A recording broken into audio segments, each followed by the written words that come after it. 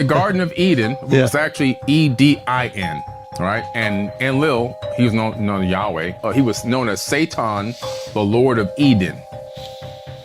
Satan, the Lord of Eden. And Eden was an outside laboratory. And in this laboratory, when you read these texts, even some of the apocryphal texts, like the book of Adam, which was left out of the Bible, you discover that this was a mating ground. So they would start. So what happened first was they began with genetically modified people that were almost like clones. And the information on the cloning technique is at the Temple of Karnak in Africa, in Egypt, where I take people. And so they were making these people, but they couldn't make them fast enough, and these people couldn't have and reproduce on their own. So they got very frustrated. So Isis says, okay, I have an idea. I'm gonna take the egg out of one of the beings and put it in my womb and take it to term. The snake that came into the garden was actually Enlil's brother, Enki.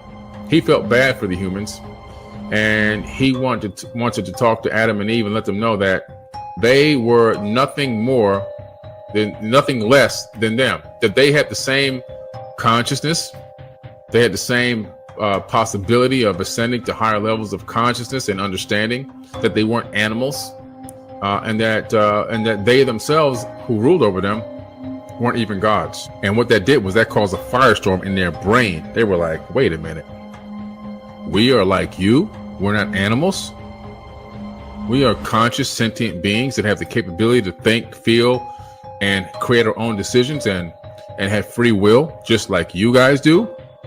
Yeah. Oh man, that's when the awakening happened, and that's when they started looking for clothes and everything else. You look at the Anunnaki and you discover that they were multiracial people.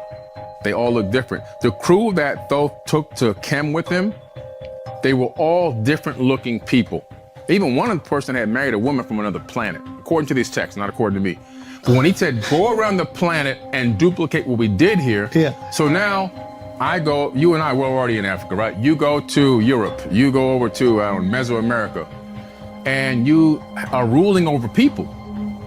Now, what does a farmer do right now if they have cows? They brand the cow. So in case my cow wanders off, you know, that's Farmer Jim's cow.